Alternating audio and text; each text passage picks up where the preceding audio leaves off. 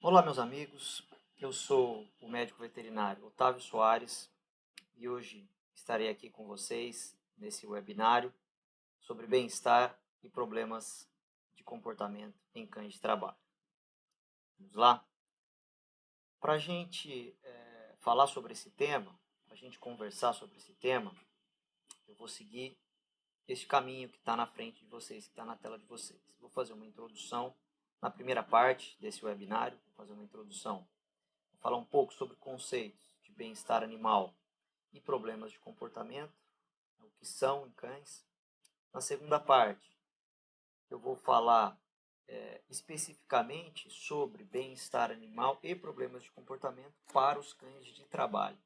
E na terceira parte, que eu acredito que seja o mais importante, né, desse conjunto aí de seminários, de webinários, vou falar sobre soluções. Quais são as possíveis soluções para as nossas questões de bem-estar e de problemas de comportamento nos cães de trabalho. Vou falar sobre soluções em 3 níveis: no nível institucional, no nível local e no nível individual. E tecer algumas conclusões ao final dessa nossa jornada. Tudo bem? Então vamos lá.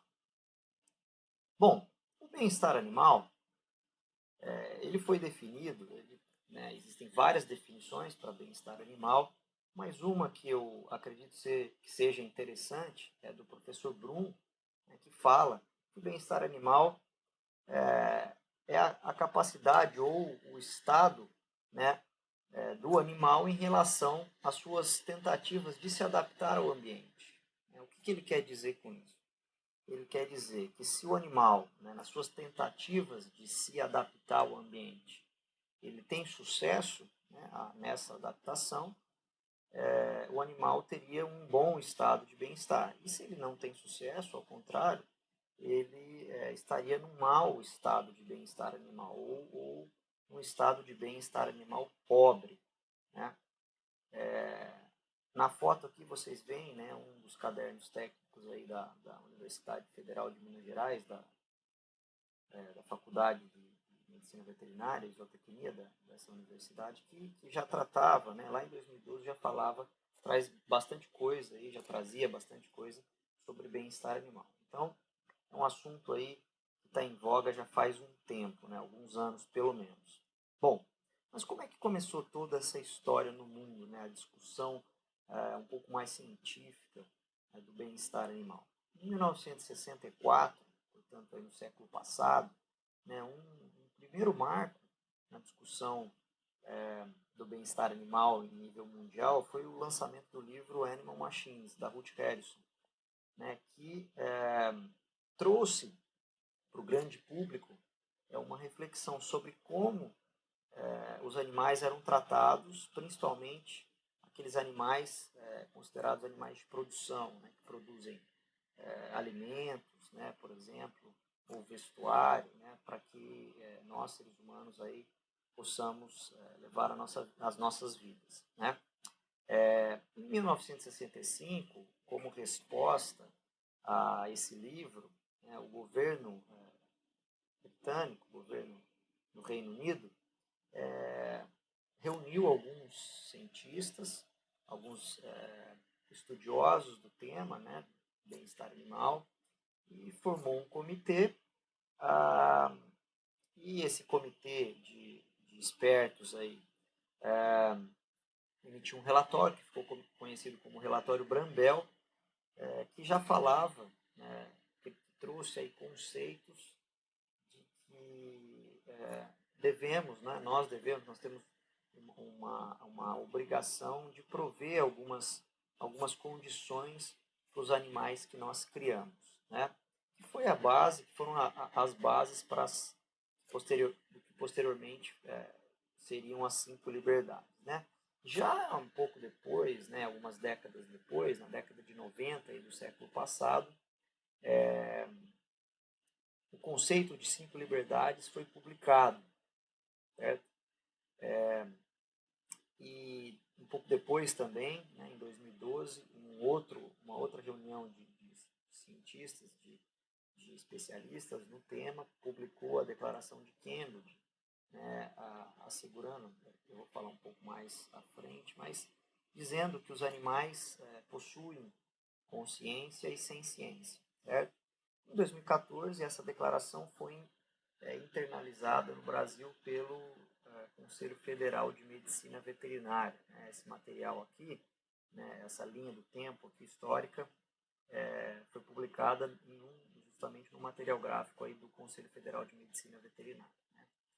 Bom, e o que seriam essas 5 liberdades? Né?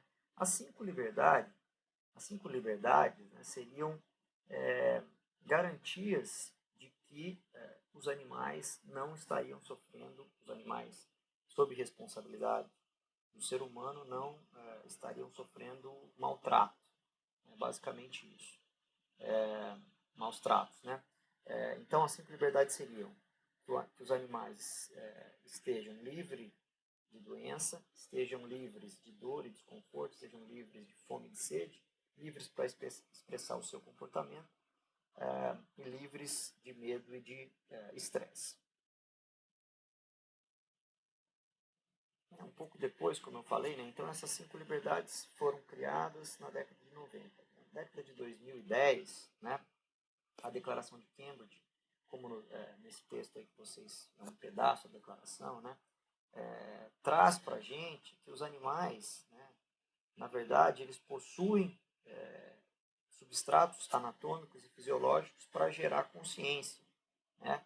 Então, a parte mais importante, no meu ver, aí, né, afinal, né, que fala que animais não humanos, né, incluindo todos os mamíferos, aves e alguns outros animais, né, possuem esses aparatos fisiológicos e anatômicos para produzir consciência.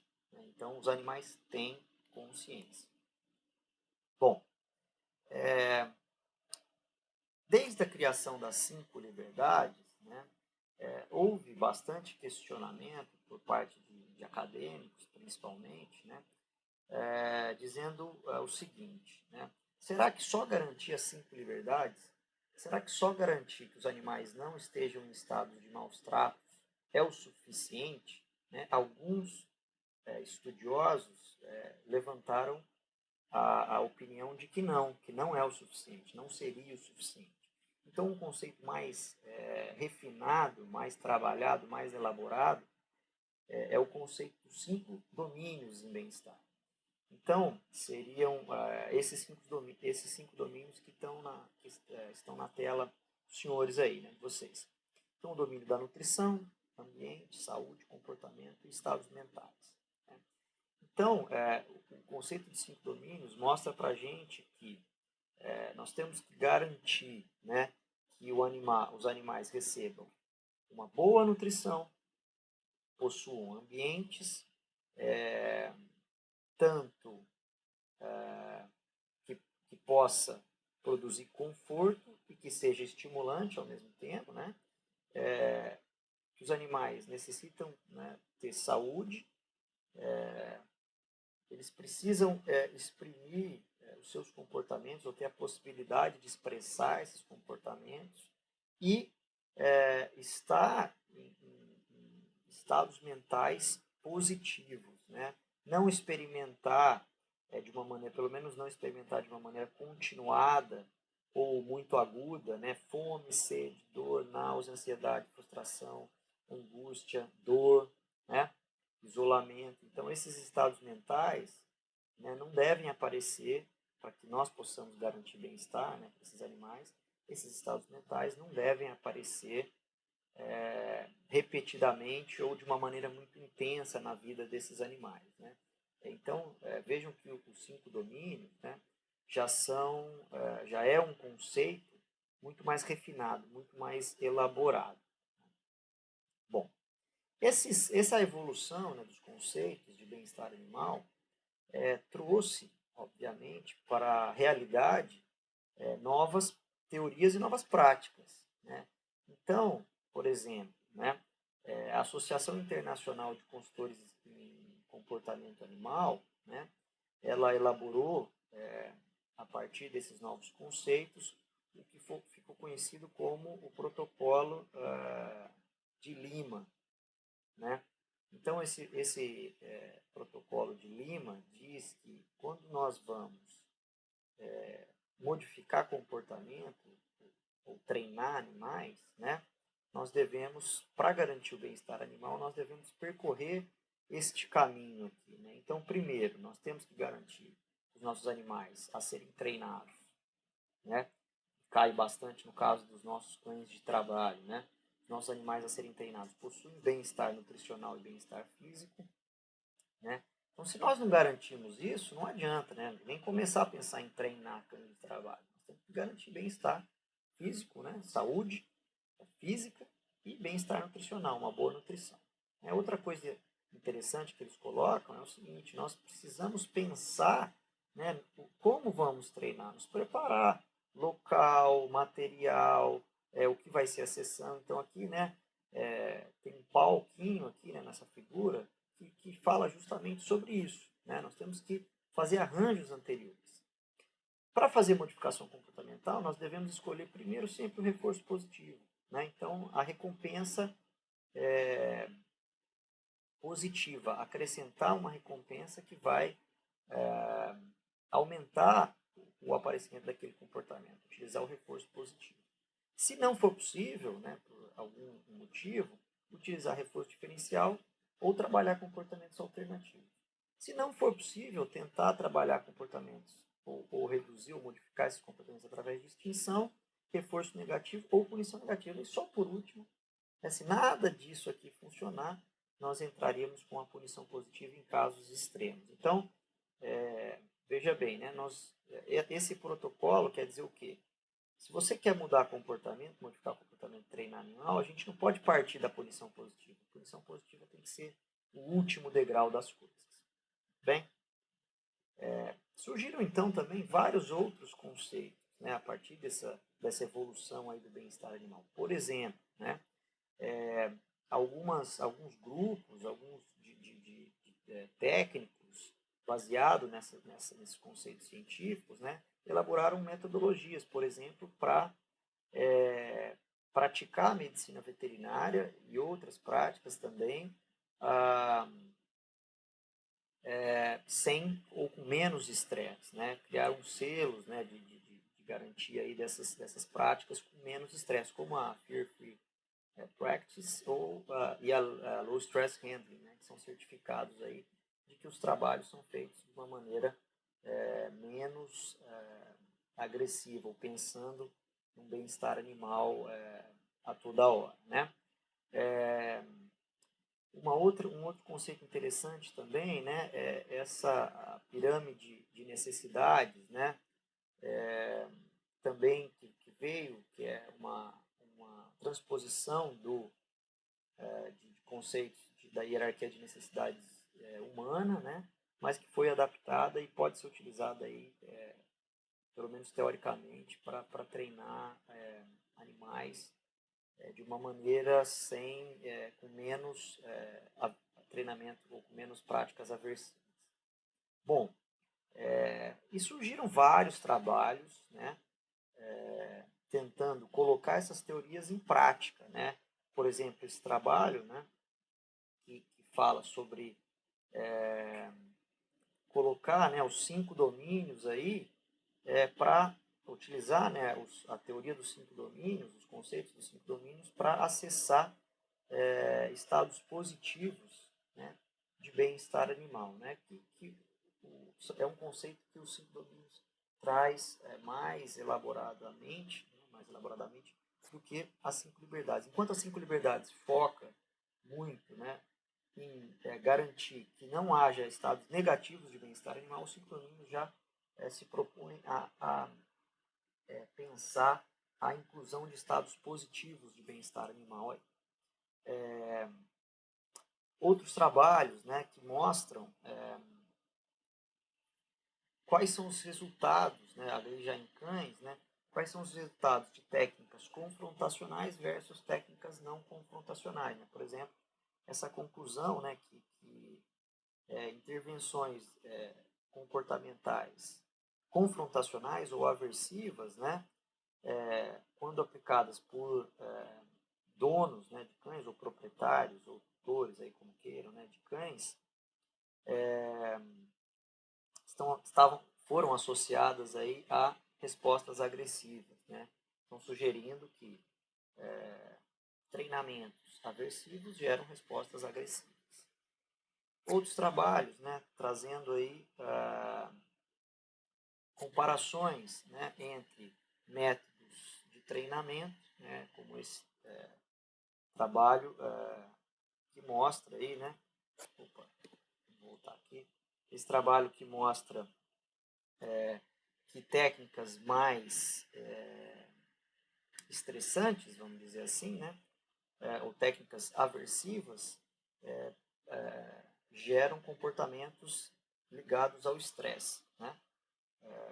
Então, quer dizer, técnicas menos aversivas produziriam comportamentos menos ligados aí ao estresse, né? Mais trabalhos, né? Falando aqui sobre mais um outro trabalho falando sobre a eficácia de treinar cães pets, né, com dispositivos eletrônicos, né, levando a conclusões aí. Os nossos resultados indicam que os efeitos do treinamento com colar eletrônico levam a sinais de estresse, né, do estresse ruim, vamos dizer assim, em cães pets, né? Lembrando que esse trabalho é feito com cães pets. E aí, né, alguns outros trabalhos falando já sobre considerações de comportamentais em cães de trabalho. Eu vou me deter bastante sobre nesse trabalho aí, né, do Dr. Burghardt, que é um veterinário comportamentalista da Força Aérea Americana, né? Também aqui um outro trabalho falando sobre enriquecimento ambiental para cães de trabalho militar, né? Interessante aí, é interessante a gente ter essas ferramentas, saber buscar, né? Então é isso, senhores, como introdução, vamos entrar um pouco agora sobre, falar um pouco sobre, ainda na introdução, né? Falei sobre bem-estar animal, vamos falar um pouco sobre problemas de comportamento. O que são problemas de comportamento, né? Então, os problemas de comportamento depende do contexto, né? É claro que se a gente pensar no contexto pet, né, não é o nosso caso aqui, não é onde a gente vai entrar mais, mas se a gente pensar no contexto pet, eu vou estar falando sobre problemas que prejudiquem o convívio, né, que atrapalhem essa convivência harmoniosa do pet com a família. Mas, né, se a gente estiver pensando nos nossos cães de trabalho, né, eu vou estar falando de problemas que atrapalhem ou que diminuam, claro, né, o desempenho desse cão, né? Então, a abordagem é um pouquinho diferente. A gente vai ver na segunda parte, melhor isso na segunda parte do webinário, aí, que eu falar sobre cães de trabalho especificamente. Os problemas de comportamento, né, eles podem ser comportamentos patológicos, quer dizer, enfermidades comportamentais, né, doenças, ou podem ser simplesmente comportamentos indesejados. Comportamentos que são comuns da espécie, mas que nós não queremos, né? Também são considerados aí problemas de comportamento, né? Então, o que são comportamentos patológicos, enfermidades comportamentais? São aqueles comportamentos que estão fora do repertório comportamental normal da espécie. Então, aquela espécie, ela ou a grande maioria dos seus indivíduos não apresentam aquele comportamento, né? Ou até apresentam, mas não naquela intensidade, naquela frequência ou naquele contexto, né? Então, se aquele indivíduo apresenta um comportamento que a espécie até apresenta, mas num contexto completamente inadequado, pode ser considerado uma enfermidade comportamental. Tá? É claro que para a gente saber isso, a gente tem que conhecer o repertório da espécie, né? O repertório comportamental da espécie. Isso é o primeiro passo, né, para que a gente possa saber se o comportamento é patológico ou não, né? Então, se o animal, por exemplo, aqui na foto é um exemplo, o animal experimenta grama, né, come grama, o animal come grama, mas peraí, quando ele passeia, ele experimenta ali um pouquinho de grama, isso é natural da espécie, está explorando, né? Agora não, ele vai, na hora que ele sai, ele quer comer bastante grama. Aí a gente já pensaria no comportamento patológico, mas você tem que saber, né? Tem que estudar para saber sobre esses comportamentos patológicos. Tudo bem? Bom, existem vários comportamentos patológicos possíveis, vamos dizer assim, né, que são relatados, que já foram catalogados aí. Né? Por exemplo, vou voltar aqui, a dermatite por lambedura, que é o quê? O cão com altos níveis de ansiedade apresenta um comportamento compulsivo de se lamber. Né? É um comportamento natural da espécie se lamber? É um comportamento natural dos cães. Mas se lamber tanto a ponto de causar uma ferida, né, uma dermatite, um problema da pele, não é um comportamento normal, obviamente. Vamos ver aqui, né, na próxima, aqui um vídeo de um outro comportamento patológico, né, desse Doberman, né? Aqui ele está passando por uma consulta comportamental, né? O médico veterinário está conversando com o proprietário e esse cão vai exprimir um comportamento aqui que, vejam bem, é normal o cão se coçar, se mordiscar, lamber o seu flanco? É normal, né? Mas em poucos minutos a gente já dá para ver que essa intensidade do comportamento não é normal. Então ele tem um problema comportamental. Estão vendo aí? É um problema comum aí nessa raça, tá? No comum, né? Dentre as raças, o Doberman apresenta um pouco mais esse tipo de problema. Bom, mas também existem os comportamentos indesejados, certo? Aqueles comportamentos que, apesar de serem normais para a espécie, né? Mesmo se ele aparece só uma vez, já é indesejado, completamente indesejado para nós, né? Para o ser humano. Né? Por exemplo, né? A coprofagia. Tem um pouco de discussão, né? A coprofagia ela é natural na fêmea prenhe, né? Ou na fêmea logo depois que pare, né? É normal ela ingerir fezes de seus filhotes, né? Então, mas assim, se um animal nosso faz isso, um animal adulto faz isso, para nós não aceitamos. Então também pode ser um problema comportamental, né? E pode ser problema, né? Nesse exemplo que eu dei, um problema para o convívio, para a família, mas pode ser um problema que, apesar de ser um comportamento normal da espécie, uma baixa ou uma queda, ou causa uma queda de desempenho para os nossos cães, né? De trabalho. Por exemplo, um animal que durante a execução de um trabalho, ou durante um animal de faro, vou dar um exemplo, um animal de faro, durante uma busca, interrompe a busca para ir atrás de uma fêmea no cio. É um comportamento natural da espécie? Completamente natural. Mas é um problema de comportamento para a gente? É um problema. O comportamento do animal não pode fazer isso. Né? Muito bem? Então, a gente encerra a primeira parte do webinário e volta na segunda parte.